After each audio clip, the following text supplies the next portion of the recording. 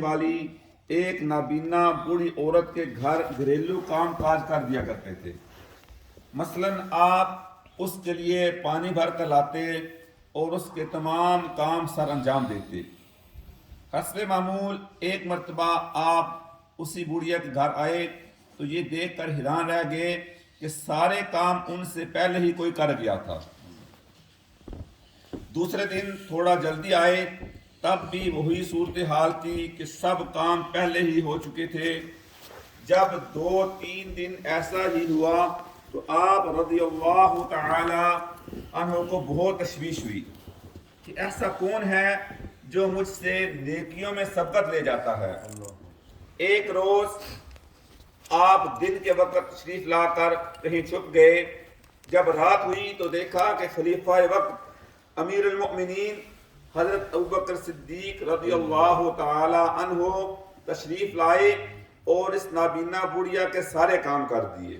سبحان اللہ۔ آپ رضی اللہ عنہ ہوئے کہ خلیفہ وقت ہونے کے باوجود ایسی انکساری، پھر خود ہی ارشاد فرمایا امیر المؤمنین حضرت ابوبکر صدیق رضی اللہ تعالی ہی ہیں جو مجھ سے نیکیوں میں سبقت لے جاتے ہیں۔ اللہ اکبر، سبحان اللہ، سبحان اللہ۔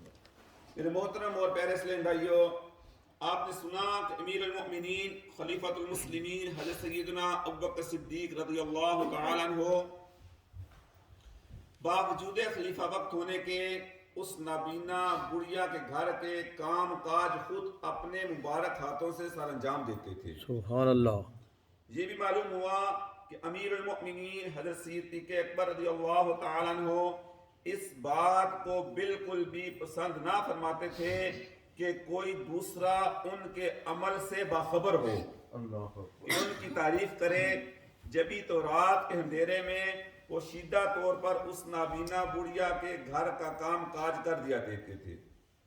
امیر المؤمنین حضرت صدیق اکبر رضی اللہ تعالیٰ عنہ کے اپنے نیک عمل کو چھپانے کے جذبے پر کروڑوں۔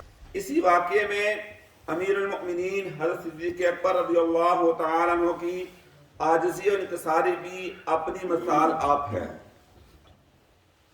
اس واقعے میں صدیق اکبر رضی اللہ تعالیٰ عنہ امت مصطفیٰ سے خیر خواہی کی بھی کتنی پیاری جھلک ہے۔ اس واقعے میں صدیق اکبر رضی اللہ تعالیٰ عنہ کی غریبوں سے محبت بھی بے مثال ہے، اور آپ رضی اللہ تعالیٰ عنہ کے سینے میں نیکیوں میں سبقت لے جانے کا کیسا سچا جذبہ موجود تھا۔ سبحان اللہ۔ اے کاش امیر المؤمنین حضرت صدیق اکبر رضی اللہ تعالی عنہ کی ان ساری عظیم خصوصیات میں سے ہمیں بھی حصہ نصیب ہو جائے۔ آمین آمین بجاہ النبی الکریم صلی اللہ تعالی علیہ وآلہ وسلم۔ صلو علی الحبیب صلی اللہ تعالی علی محمد صلی اللہ علیہ وآلہ وسلم۔ اے عاشقان رسول، معاشرے میں بسنے والے لوگوں کی ایک تعداد ہے جو ایسا انداز اختیار کرتی ہے جس سے ان کی شہرت ہو، جبکہ اللہ والے شہرت کو پسند نہیں کرتے، بلکہ اپنی عبادات اور نیک اعمال کو چھپانے کی کوشش کرتے ہیں۔ حضرت علامہ یافعی رحمۃ اللہ علیہ نقل کرتے ہیں، ایک بزرگ رحمۃ اللہ تعالی علیہ یہ دعا مانگا کرتے تھے، اے اللہ پاک مجھے اپنے فضل و کرم سے خوب نواز، مگر مجھے لوگوں میں غیر معروف رکھ کہ لوگ مجھے نہ پہچانیں۔ اللہ اکبر۔ ایک رات وہ نماز میں گریہ زاری فرما رہے تھے تو کچھ لوگوں نے دیکھا کہ ان کے سر پر ایک نورانی قندیل یعنی فانوس روشن ہے، جس کی روشنی آنکھوں کو حیران کر رہی تھی۔ صبح ان کی بارگاہ میں رات والی کرامت کا ذکر کیا گیا تو وہ بے چین ہو گئے، اور لوگوں پر ان کی عبادت کیوں ظاہر ہوئی؟ بے ساختہ اپنے ہاتھ بارگاہ الہی میں اٹھا دیے اور عرض کی، اے میرے رازدار پروردگار، میرا راز ظاہر ہو چکا ہے، لہذا اب میں اس شہرت کے بعد زندہ نہیں رہنا چاہتا۔ یہ کہتے ہوئے اپنا سر سجدے میں رکھ دیا لوگوں نے ہلا جلا کر دیکھا تو ان کی روح نکل چکی تھی. سبحان اللہ. صلو علی الحبیب صلی اللہ تعالی علی محمد صلی اللہ علیہ وآلہ وسلم. حضرت ابو الحسن محمد بن اسلم طوسی رحمۃ اللہ تعالی علیہ اپنی نیکیاں چھپانے کا بے حد خیال فرماتے تھے، یہاں تک کہ ایک بار فرمانے لگے اگر میرا بس چلے تو میں اعمال لکھنے والے دونوں فرشتوں سے بھی چھپ کر عبادت کیا کروں. حضرت ابو عبداللہ رحمۃ اللہ علیہ فرماتے ہیں میں 20 سال سے زیادہ عرصہ حضرت ابو کی صحبت میں رہا، مگر جمعۃ المبارک اور دیگر فرائض و واجبات کے علاوہ کبھی آپ رحمۃ اللہ علیہ کو 2 رکعت نفل بھی پڑھتے نہیں دیکھ سکا، کیونکہ آپ اپنا پانی کا برتن لے کر اپنے کمرے خاص میں تشریف لے جاتے اور اندر سے دروازہ بند کر لیتے تھے. میں کبھی بھی نہ جان سکا کہ آپ کمرے میں کیا کرتے ہیں، یہاں تک کہ ایک دن آپ کا بچہ زور زور سے رونے لگا اور اس کی والدہ اسے چپ کروانے کی کوشش کر رہی تھی. میں نے پوچھا یہ بچہ آخر اس قدر کیوں رو رہا ہے؟ بی بی صاحبہ نے فرمایا اس کے ابو یعنی حضرت ابو الحسن طوسی رحمۃ اللہ علیہ اس کمرے میں داخل ہو کر تلاوت قرآن کرتے اور روتے ہیں تو یہ بھی ان کی آواز سن کر رونے لگتا ہے. اللہ رحمۃ اللہ علیہ فرماتے ہیں حضرت ابو الحسن رحمۃ اللہ علیہ ریاکاری کی تباہ کاریوں سے بچنے کی خاطر نیکیاں چھپانے کی بہت کوشش فرماتے تھے، یوں کہ وہ اپنے اس کمرے خاص سے عبادت کرنے کے بعد باہر نکلنے سے پہلے اپنا منہ دھو کر اور آنکھوں میں سرما لگا لیتے تاکہ چہرہ اور آنکھیں دیکھ کر کسی کو اندازہ نہ ہونے پائے کہ آپ روئے تھے. پھر محترم اور پیارے اسلامی بھائیوں، معلوم ہوا تلاوت قرآن کرتے ہوئے یا سنتے ہوئے رونا ہمارے بزرگان دین کا طریقہ بلکہ سنت مصطفیٰ صلی اللہ تعالی علیہ وسلم ہے. بے شک.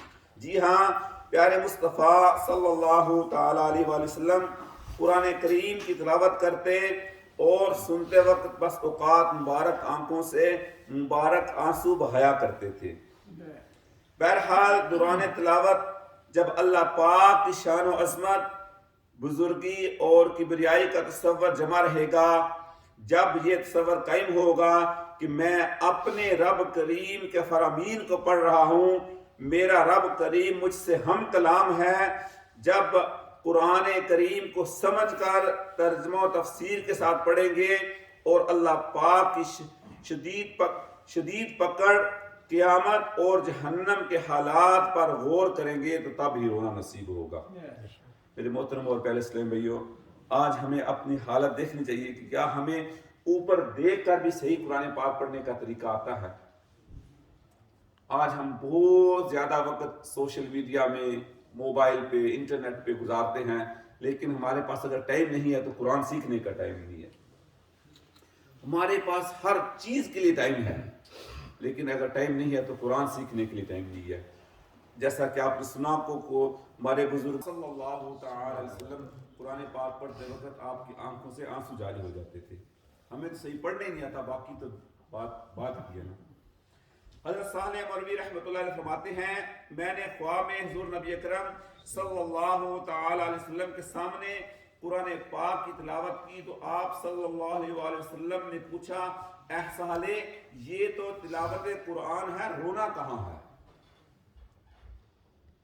میرے محترم اور پیارے اسلامی بھائیوں، ہم نے خوف خدا میں آنسو بہانے کے فضائل سے اللہ والوں کا یہ طریقہ رہا ہے کہ جب وہ اللہ پاک کے خوف سے رویا کرتے تھے وہیں ان کے شب و روز بھی اللہ پاک کی عبادت میں گزرا کرتے تھے. ایسے ہی لوگوں کے بارے میں اللہ سبحانہ و تعالیٰ قرآن پاک میں ارشاد فرماتا ہے یبیتون لربہم سجدا وقیاما والذین یقولون ربنا اصرف عنا عذاب جہنم ان عذابها کان غراما انها ساءت مستقرا ومقاما. اور وہ جو اپنے رب کے لیے سجدے اور قیام کی حالت میں رات گزارتے ہیں اور وہ جو عرض کرتے ہیں اے ہمارے رب ہمیں جہنم کا اے ہمارے رب ہم سے جہنم کا عذاب پھیر دے، بے شک اس کا عذاب گلے کا پھندا ہے، بے شک وہ بہت ہی بری ٹھہرنے والی اور قیام کرنے کی جگہ ہے۔ تفسیر صلاۃ الجنان میں اس آیات کے تحت جو کچھ لکھا ہے اس کا خلاصہ یوں ہے، کامل ایمان والوں کی خلوت و تنہائی کا حال یہ ہے کہ ان کی رات اللہ پاک کے لیے اپنے چہروں کے بل سجدہ کرتے اور اپنے قدموں پر قیام کرتے ہوئے گزرتی ہے۔ صلو علی الحبیب صلی اللہ تعالی علی محمد صلی اللہ علیہ وسلم۔ میرے محترم اور پیارے اسلام بھائیوں، آپ نے سنا کہ بزرگان دین نیکیاں چھپانے کا کتنا اہتمام کرتے تھے۔ کاش ان نیک بندوں کے صدقے ہم بھی نیک ہو جائیں